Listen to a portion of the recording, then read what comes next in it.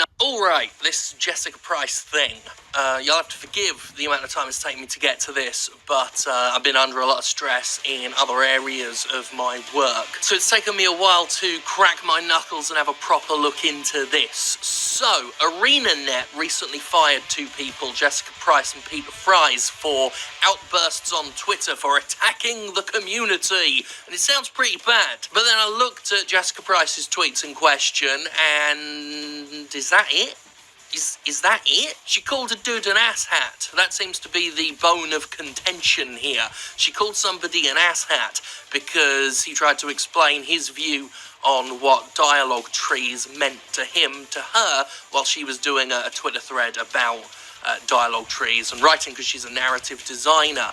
And she was a little bit angry, felt mansplained too, called out this person who was a streamer called Deror, and went on a pretty hefty rant about guys explaining stuff to her, stuff involving her job to her, and said that the next rando asshat who does that will get blocked without hesitation.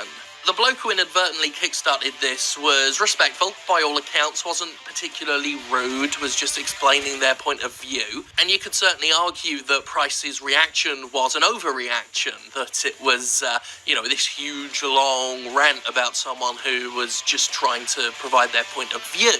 But you could also argue that, and I've made this argument before about myself and others, that, a thick skin can be as thick as you like, but that doesn't mean it's impenetrable. And if you have guys explaining your job to you constantly, which a lot of women do, to be fair, eventually the straw will break the camel's back, and the recipient of the backlash from said camel might not even deserve it as much as many other people might. But if you want to argue that Jessica Price's reaction was an overreaction, then ArenaNet's response most certainly is as well. It's not like Price went on some massive racial tirade. It's not like she pulled a Roseanne Barr or anything like that. And I've got to say, there are a lot of people celebrating the firing on Twitter, especially in spaces that prize freedom of speech above all else. So I'm wondering why they're celebrating this. If they're so pro-free speech, they've gone to bat for many people for saying worse things before, and this time around it's celebratory. And it just seems to me very selective what is and isn't free speech in the games industry right now. Mostly free speech, for some people, only pertains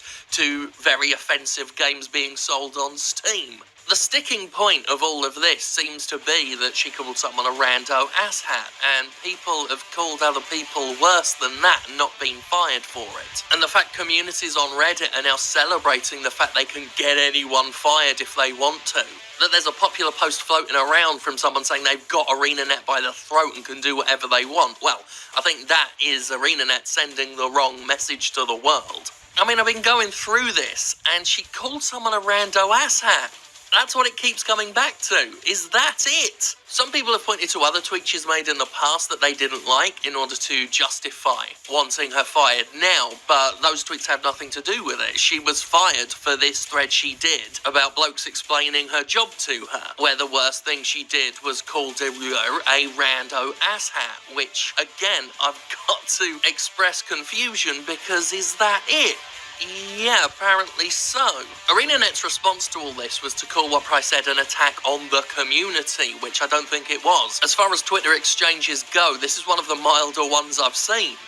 Judging by some of the celebrations I've been seeing about the firing, and given ArenaNet's fairly lily-livered response, I got to express a worry that this will only in the future make developers scared to interact with their communities, to talk to people, to be honest about how they feel about stuff. It can be goddamn toxic to talk to fans of games. Not all of them, of course, but there are very nasty, abusive, harassing elements. Getting involved with that is always going to be a big risk, and if there's now this added risk that you could get fired for responding to that sort of stuff in the wrong way, it would appear there's not much reward in directly engaging with the community on social media, and only huge risks to your mental well-being and your job. As near as I can tell, this whole situation has just been escalation upon escalation upon escalation over what should have just been a Twitter disagreement. And ultimately, I don't think, or I shouldn't think, anybody watching this would want a future where game developers are too worried about engaging with members of the community,